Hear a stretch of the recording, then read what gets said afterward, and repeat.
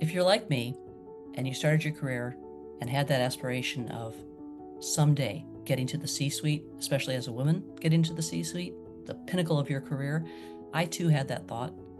And over time, I learned that that wasn't me. It might be good for someone else, but it wasn't good for me. So I started my own business and I created Me Suite.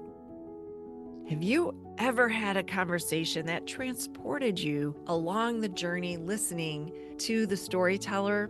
That's how I felt in today's discussion with Jennifer Peters, my guest. I cannot wait for you to hear it. Welcome to Women Leaders on the Move, a Her C-Suite radio podcast. I'm your host, Natalie Benamou, and every week I bring you amazing women like Jennifer Peters who share their stories to inspire you for the entirety of your life and your career, and also give you ideas of knowing there's no limitations to what you're going to do and embracing the silver linings. That's what we're going to be talking about today, and also about our new anthology coming out August 5th, Power of What's Next, Bold Moves by Design. I can't wait for you to hear this conversation, so let's get started now. Jen, I'm so excited to welcome you to Women Leaders on the Move today. Thanks for being on the show. Well, thank you. And I hope I can have the same energy level as you. People are always startled sometimes when I do this welcome, but it's my signature, so I have to do it every time. Love it. I'm also super enthusiastic because you and I have known each other for a long, long time. And I can't wait to share all the things with our listeners. But before we get started, and we will be talking a little bit about this as we talk about your chapter, but I'd love to have you share a little bit about you coming to this moment today.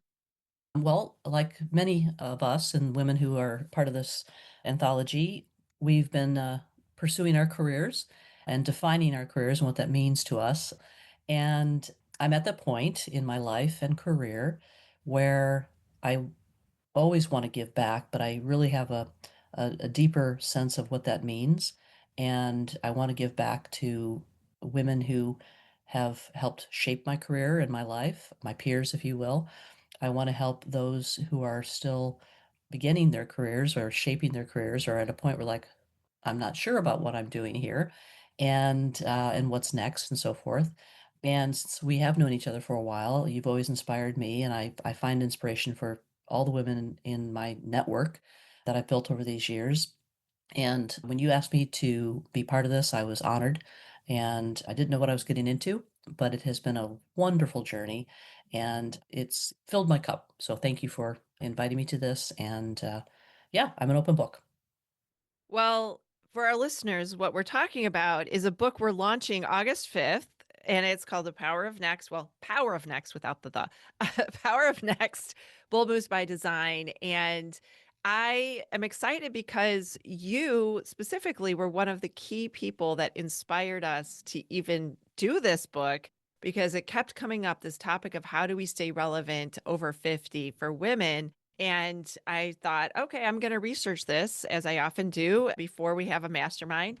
And the first thing that came up was if you want to be relevant, you need to look younger and ask someone younger for fashion tips. And I brought it back and we were all like, what? And that just seemed crazy because I was expecting technology and how do you take courses or how do you have a competitive advantage? And that was really the starting point for us writing this anthology. So I'm so glad that you inspired this and are in it with me. It's been such a great journey. What are some of the things that you learned along the way of writing your chapter? I learned that I have kept things in, and I kept things in along the course of my journey and my career because I was sometimes ashamed. And I think back, why were you ashamed? No one's perfect. No one has a perfect life, even though looking from the outside in on people's lives, I always thought, gosh, they're luckier, they're smarter, they have blessed lives, they have these experiences that are more exciting. It was like all this, like I wanted more, and I didn't feel as fulfilled as I should have been. And What writing the chapter did for me was it helped me go back to things that were early on in my life that obviously shaped my feelings and my viewpoints. That's all of our experiences, right? You're very much shaped by your parents, if you have siblings, and where you are in the pecking order. Your life experiences are where it all starts. And I learned that I have accomplished more than I thought I did or that I would. And I realized that I'm very happy with the decisions I've made. They haven't been always the right ones, but I've learned from them. And you're going to hear this often when something bad happens or something unexpected happens, whether it's bad or just unexpected. I tell myself and I tell others who seek advice, there's always a silver lining. Even when you think in your darkest of days, there's not going to be a silver lining. I didn't get the job I wanted, or I got laid off, or I got fired, or whatever the case might be, there's a silver lining. There's a reason why that happened. And you are going to find it. And when you find it, you're going to be like, oh, okay, that's just part of the journey. And what I can take from it is positivity, not negativity. So those are some of the themes that I learned as I was writing my chapter. What was really wonderful for me was that I've known you for, I think we've known each other 15 years or close to that. And I've had the amazing opportunity of working with you through your agency and seeing all the ways that you connect people and the business that you do. But reading your chapter, I got to know you on such a deep level. And I'm so glad that you shared your lived experience with me and with the people that are going to read our book. Because, like you said, there are silver linings, and you represent the doors closed, windows open, fly through, and be open to possibilities. And I think you took courage from the time when you went to college to going to a new town with your daughter and doing all the things that you have done in your life. Was there anything along that journey, especially maybe as we think about when you started your agency, that might have been a pivotal moment? Not might have, it was probably one of the many pivotal moments that you talk about. What was that like for you when you decided to make that decision? Because of my experience or admiration of my father, who was a World War II vet, went to war, did his duty, came back, didn't talk about it, just came back, started family, started his own business. And I just was in complete awe of him. And he had a brilliant math mind, and he just could figure things out. He had a shop where he made things. He was just self-learner and teacher of things. And he learned code when he realized that his business was going to be surpassed by technology if he didn't learn code. And here he was, and I think it's his 50s at the time, and he was, working all day, coming home and opening up binders full of code training and teaching himself code so that he could invest in machinery that would be more automated. And I was always amazed by that. And even though I thought I was going to pursue a journalistic career, photojournalistic career, when I went to Indiana University, I did pursue that kind of teaching, but I also realized that my father was at a point where they had discovered cancer. He was going to have to sell the business unless I took it over. And I didn't really want to take over a tool and die business. But I thought, well, out of loyalty to my father and the family name, I wanted to potentially do that. So I took some business courses and marketing courses and so forth. And as it ended up, things turned in a way that unfortunately he had to sell the business quickly, and a year later he unfortunately passed of his bladder cancer. And I think that had a huge tremendous impact on me in two ways. One was it kind of curbed my willingness to take the risks to be an entrepreneur. And I also did something I didn't think I was going to do. I got married right out of college. That wasn't what I was planning to do, but fell in love and did that. And I just pursued my love of advertising and creativity that you get from photography and fell into the pharmaceutical industry working for a medical advertising agency. But I always had this desire to know how things work and how do you get a drug to market. It just fascinated me when I fell into this industry. So I had an opportunity to jump to Abbott, and that's really where I learned strategy and positioning and building brands and so forth. And so building, you're going to hear that theme with me is I like to build things. And that's part of being an entrepreneur. But I continued to stay in sort of what I'm going to call the traditional track because 10 years in, I had my daughter, and unfortunately, 2 years later, I became a single mom. And I was happy with my career, but things were changing. And plus, my social community was just all intertwined with that life. So I thought, I got to break away. And I had an opportunity to go to Columbus to go to an entrepreneurial startup medical advertising agency. So that again was fueling my desire. I was like employee number 63 or 64, and I was part of the executive leadership team. So that was great. And then I did that for 9 years and raised my daughter. And I always had ideas. I'd write in a little book. And so I was always writing down these entrepreneurial ideas in my book, but I was always financially afraid to do it and jump into it. And then lo and behold, we went from being private to public, and I just didn't like the big public kind of environment. And I thought, you know what, I want to get back to Chicago. And so I did jump to another agency to get back to Chicago. 6 months in, it was like, this is definitely not right. So I thought, you know what? I've always wanted to do my own thing. Why not now? It was 2008.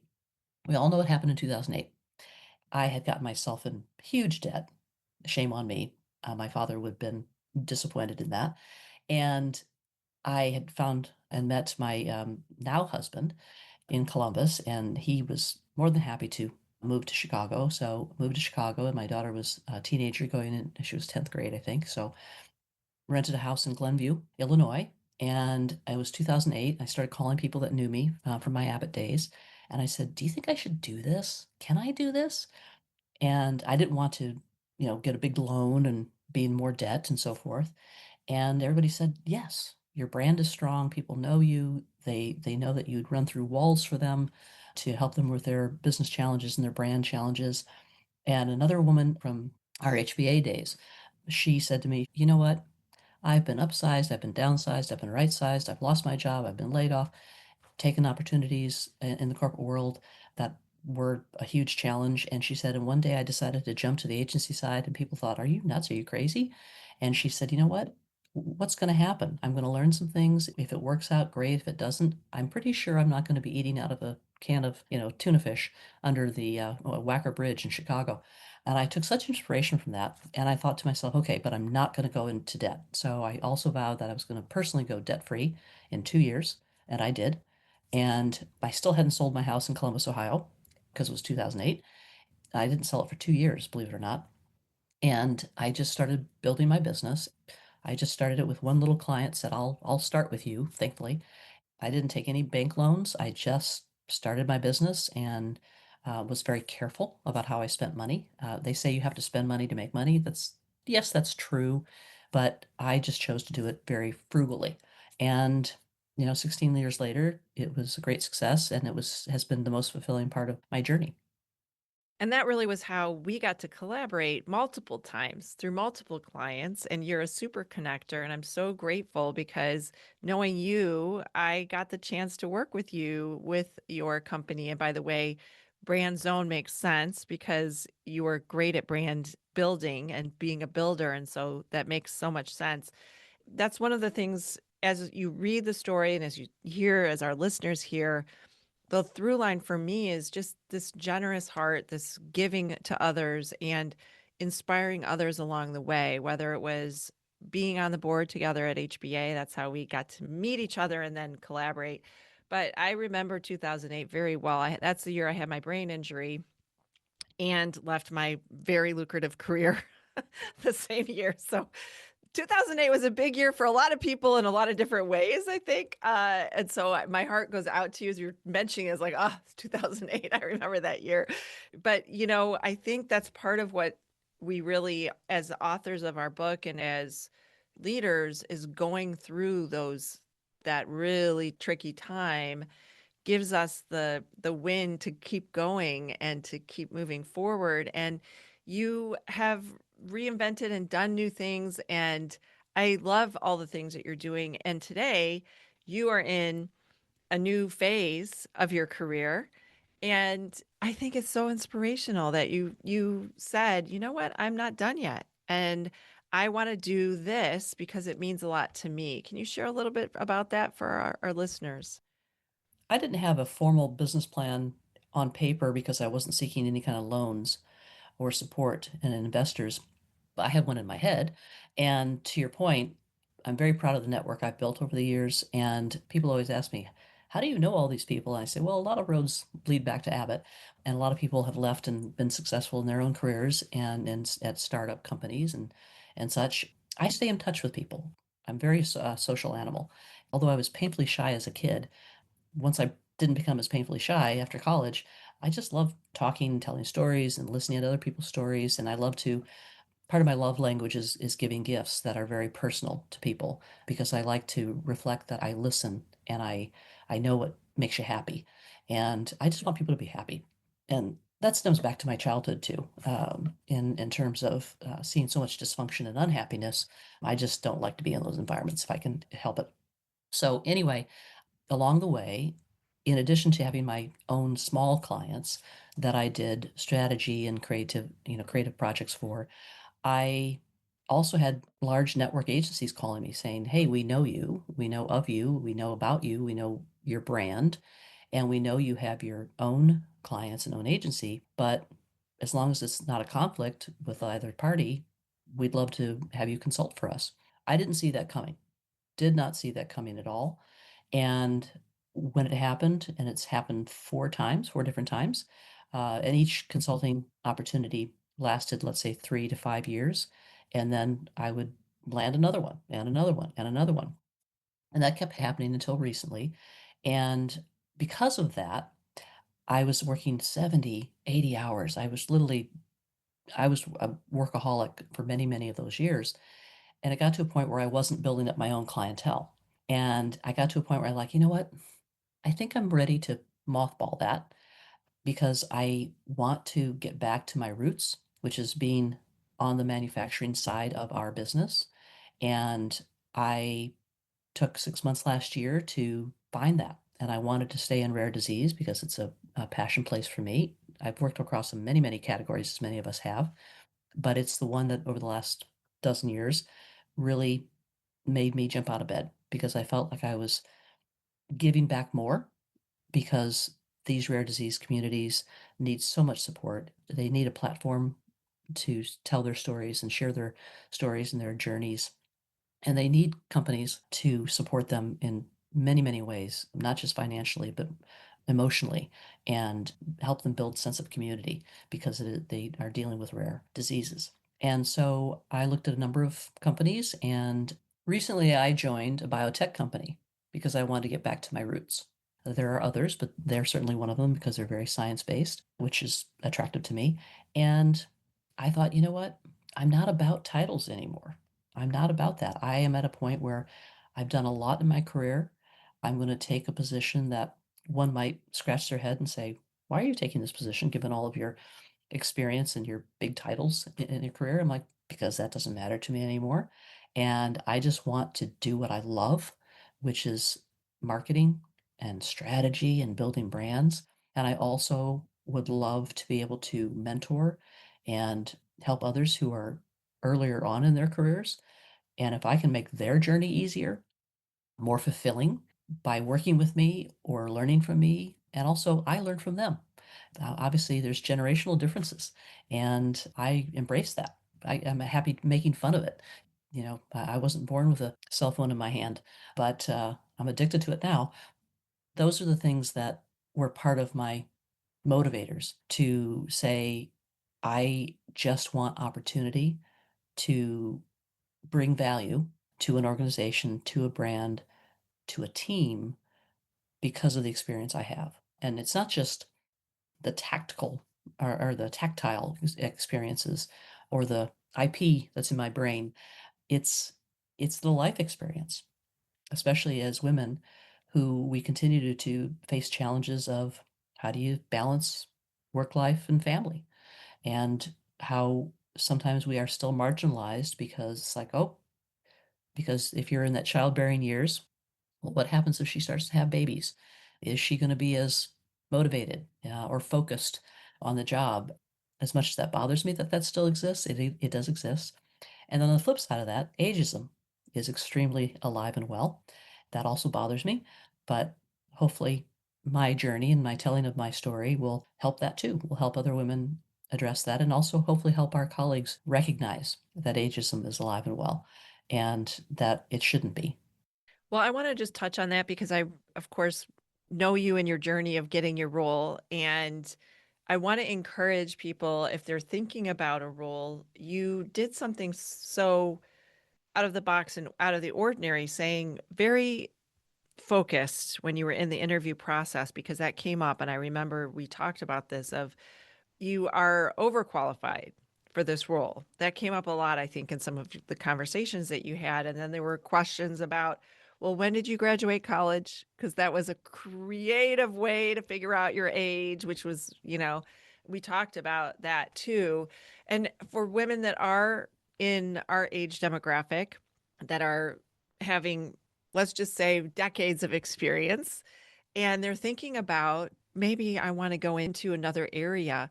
What encouragement could you give them to really think about those questions? And how did you think about it and really sway them in that conversation from, well, gosh, you've owned a company, you've been in a senior leadership role multiple times. Are you sure you want this? What were some of those things that went through your head, and what could you advise someone if they're listening? A couple of things. Great question. I wasn't bitter about it because I think it's important that, you don't convey that on an interview because a lot of interviews these days are virtual. And even though I'm in a local environment for what I do now, I didn't have one interview in person.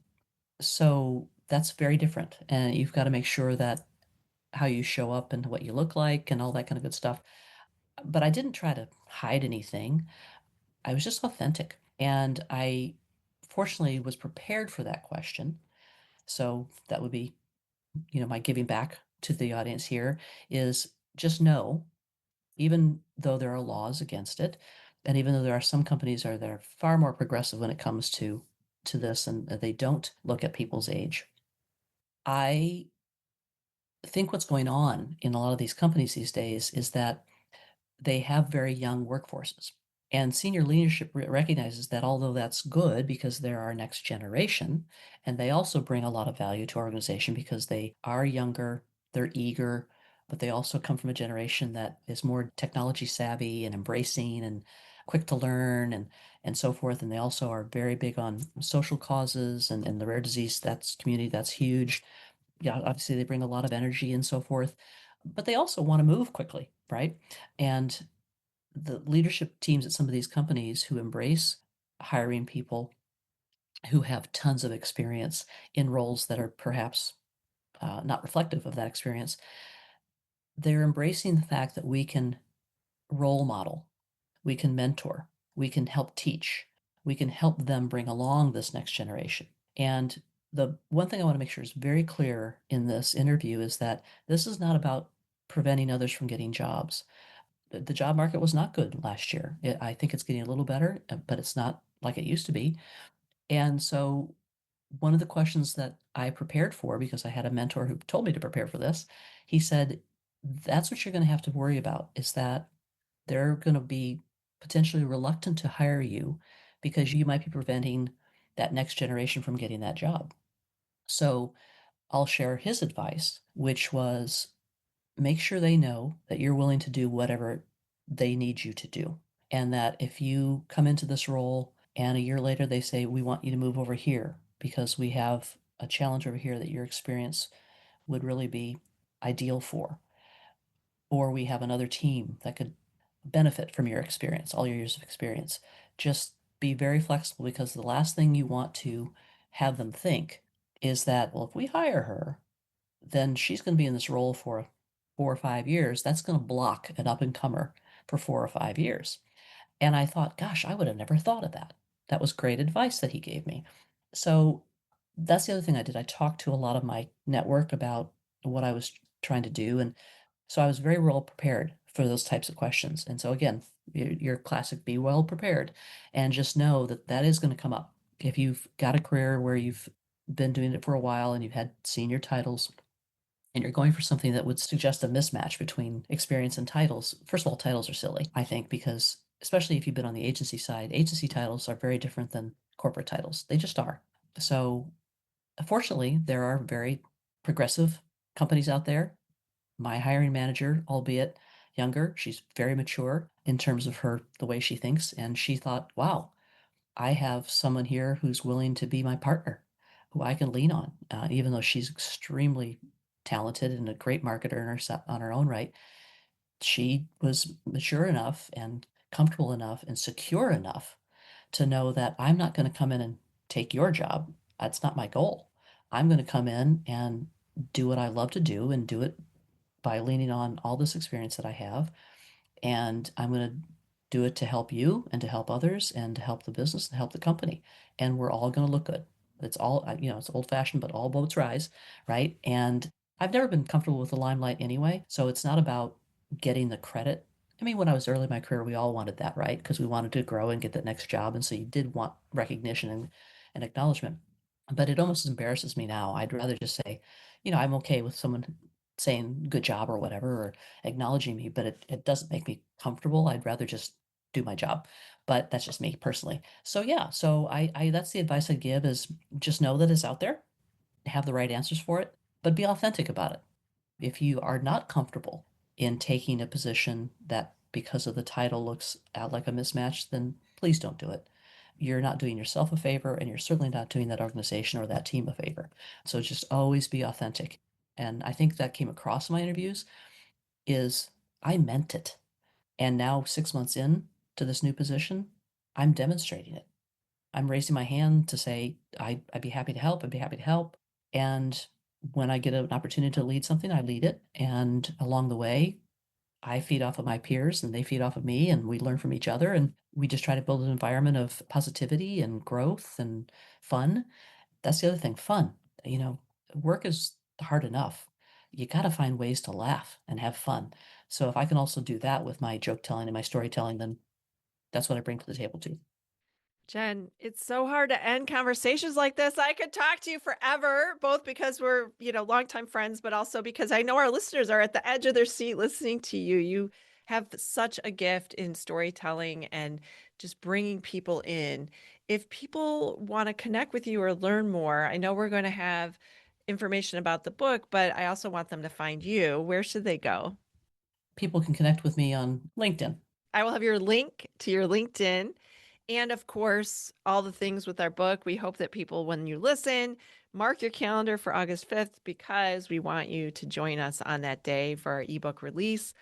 I am so glad we had this conversation today. Thank you for being on the show. Thank you so much, Natalie. It's really an honor. Thank you. Thank you for spending your time with us today. I am so honored that Jennifer spent time with me today. It has been an incredible journey knowing her for over 15 years and collaborating and also having her tell her story in our book. I was so moved getting to know her at this level of knowing a lot about her background. I've known her, of course, as I mentioned, for a long time, but reading her story, it really gave me new insights to even more of why I think she's an incredible leader, an inspiration, and such a super connector and generous beyond measure. I hope that you will pick up your ebook copy August 5th. Keep it on your calendar. We would love for you to join us. And as always, keep shining your light bright. The world needs you.